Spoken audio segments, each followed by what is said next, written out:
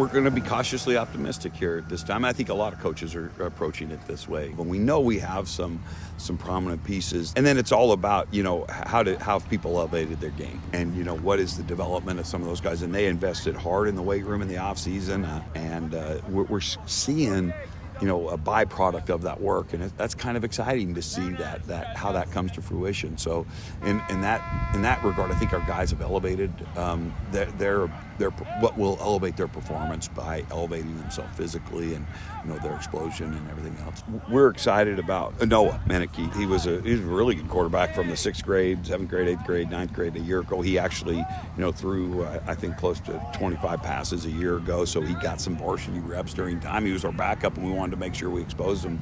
I had a little wrench thrown in the equation with Brian Gould picking up an injury in baseball, but you'll still be able to utilize him in numerous areas, actually. Brian is such an outstanding player and athlete, but you really get to see just the dynamic athleticism, and his leadership has just been off the charts. So we're excited about Brian's contributions in other areas, and now that Brian's not quarterback, maybe he can contribute over there, and we're finding that actually is a spot that he definitely can contribute. So we'll find ways to utilize his skill set both on offense and defense. And then I think there'll be a moment in October where he probably can start throwing the ball and contribute in that way. So it'll be my job as coach of how do we utilize his skill set in a lot of different ways. And then we got those other receivers that are dynamite receivers, Gabe Weaver and Henry Rohan, Graham Faust, and Joe Walsh, that are all returning players.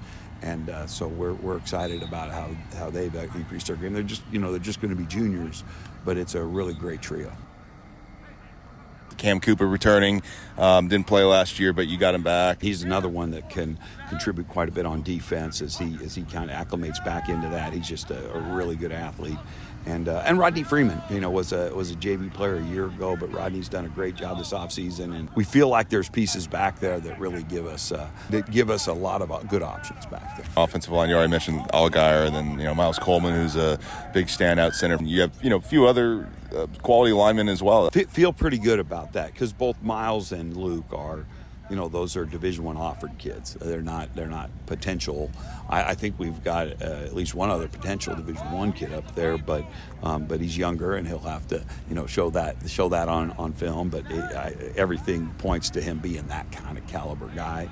But Miles and Luke are pretty bona fide players up there, and that's a good place for us to start. Your secondary, that you feel like that's an area that you're pretty well versed in.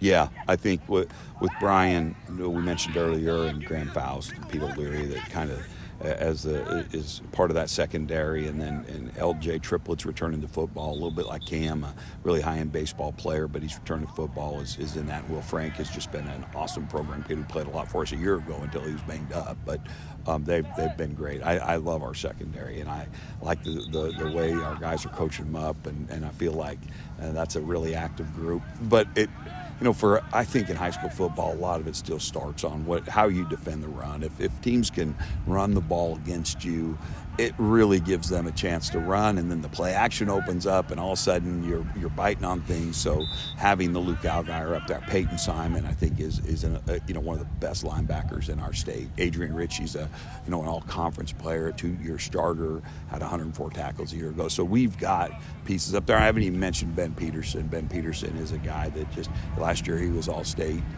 in one of the publications, and he had 13 sacks a year ago. So just I feel good about those returning guys up front, and as we should. That's a little bit. Our depth is, our depth is the area that we hope, like anybody else, you can deal with an injury or two. Hopefully it's not the wrong person, but if 5 or 6 people become banged up, then we're probably in a little bit of a bind. But I think any program has the wrong 4 or 5 people that get banged up are like, ooh, we don't quite have the dude that we can put into that spot. So we can survive a little bit of that. We better be careful about the getting too much of that. Your out-of-conference schedule is probably the toughest it's ever been since you've been here. Hillsboro, the SMET, that kind of speaks for itself. Hillsboro, state runner-ups a year ago, just a really good program, was a huge test for week 1. And then on the heels of that is the SMET, which is, somebody you guys have called the best the best team in the state, and they've earned it. Like that's an outstanding team, and they'll be, that's certainly that test speaks for itself. St. Dom at the end of our schedule, was an undefeated regular season a year ago. We finish up with Mexico, Missouri, and there's been times they've been made noise in that NCMC up in North Central Missouri. So we think that that is an increased element in our non-conference schedule, and so part of our deal is that I hear coaches all the time, if you coach at our conference, have good programs, good teams, and they're just like, we have to challenge our kids in some ways here, and